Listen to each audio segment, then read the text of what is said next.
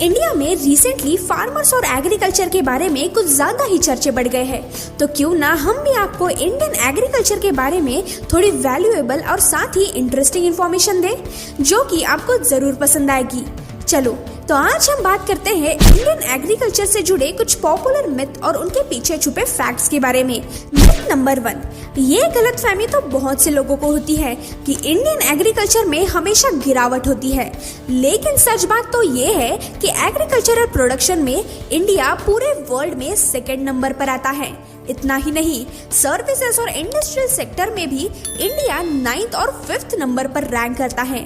पिछले 14 सालों में इंडियन एग्रीकल्चरल प्रोडक्शन $87 बिलियन से लेकर $397 बिलियन हो चुका है। साथ ही एग्रीकल्चरल एक्सपोर्ट्स के मामले में ग्लोबली इंडिया 8th नंबर पर रैंक करता है। मिथ नंबर 2, इंडियन एग्रीकल्चर सिर्फ एक अनाज केंद्र है, यानी यहाँ सिर्फ अनाज ही उगाया जाता है।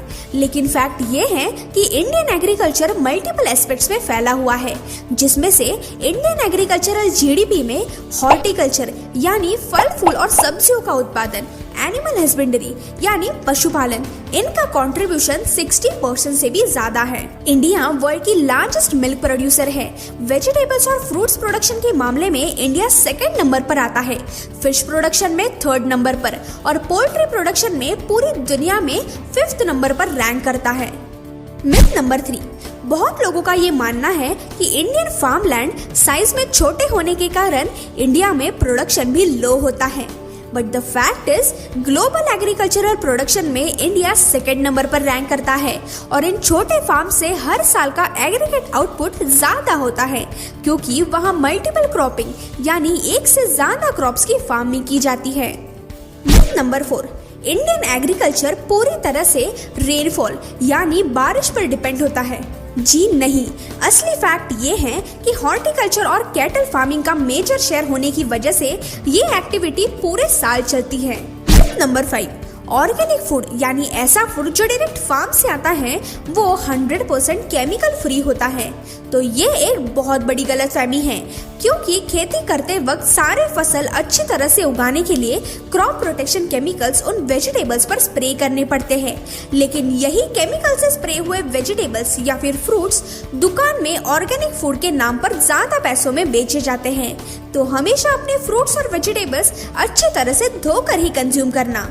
Myth number 6, crop protection chemicals की वजह से एक्वेटिक इकोसिस्टम को बहुत ज्यादा हार्म होता है, लेकिन ये मिथ कुछ हद तक सही भी है, क्योंकि फिश वाटर पोल्यूटेंट से हाईली सेंसिटिव होते हैं। लेकिन दूसरा सच ये भी है कि पेस्टिसाइड यूसेज होते हुए भी इंडिया के आंध्र प्रदेश और पंजाब स्टेट में फिश प्रोडक्शन सबसे ज्यादा होता है।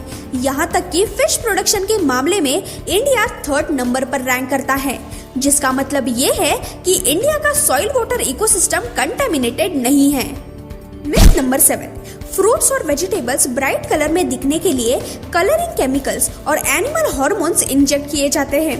But the fact is post harvest के बाद यानी फल पक जाने के बाद उस पर कुछ भी इंजेक्ट नहीं किया जा सकता। अगर आप ये टेस्ट भी करना चाहो तो कर सकते हो। थोड़ा सा कलर्ड वाटर लेकर इन फ्रूट्स पर डाल के देखना, अगर इन फ्रूट्स में पहले से कुछ इंजेक्ट किया होगा तो कलर्ड वाटर उन इंजेक्टेड होल से ड्रिप करेगा। और रही बात एनिमल हार्मोन्स की, तो एक स्टडी के मुताबिक एनिमल हार्मोन्स किसी भी फ्रूट या फिर वेजिटेबल की साइज एक रात में बड़ा नहीं कर सकते, सो इट्स जस्ट वेस्ट। तो ये थे इंडियन एग्रीकल्चर के रिलेटेड कुछ मिथ्स और फैक्ट्स। अब मैं पिछले मिथ वर्सेस फैक्ट्स के एपिसोड 2 में कमेंट करने वाले 3 लोगों के मिथ्स एंड फैक्ट्स को शाउट आउट देने वाली हूँ, so let's head on to this. पहले है मिस्टर इस्माइल। इन्होंने एक ऐसा मिथ क्लियर किया है जो कि बहुत से इंडियन लोगों का मानना है कि 18 साल के पहले वेट ट्रेनिंग करोगे तो आपकी हाइट बढ़ना स्टॉप हो जाती है, लेकिन असली फैक्ट ये है कि अगर आप रोज एक्सरसाइज करते हो तो आपकी हाइट जरूर ग्रो होगी।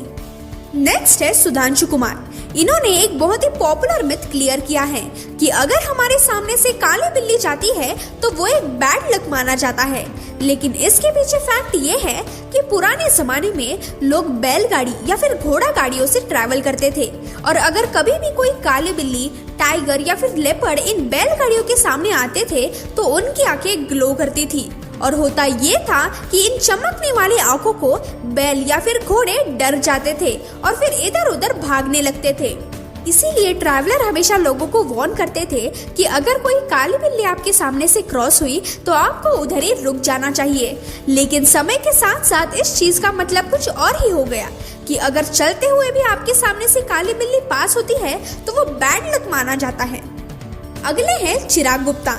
इन्होंने जो मिथ क्लियर किया है वो भी काफी पॉपुलर है, जो कि ये है कि स्पाइसी फूड खाने से गले में और पेट में अल्सर्स होते हैं। बट द फैक्ट इज कि अल्सर्स इन्फेक्शन से होते हैं, जो कि हेलिकोबैक्टर पाइलोरी बैक्टीरिया से होता है, ना कि स्पाइसी फूड खाने से। यहाँ तक कि एक्सेसिव स्मोकिंग और अल्कोहल से भी आपको अल्सर्स हो सकते हैं। Thank you for sharing such amazing facts. अगर आप भी ऐसे ही फैक्ट्स के बारे में जानते हो तो कमेंट्स में जरूर शेयर करना। अगले मिथ वर्सेस फैक्ट्स के वीडियो में हम कोई भी 3 लोगों को शाउट आउट देंगे, so stay tune for it. Till then bye bye.